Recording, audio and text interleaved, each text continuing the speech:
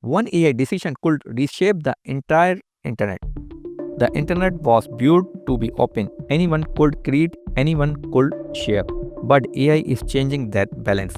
Today, a few companies control the most powerful AI model. They decide what AI can say, show, or hide. That means algorithms don't just rank content anymore, they shape reality. If AI answer replace websites, who control the answer control attention, and attention control money, and money control power. This is not a conspiracy, it's a design choice.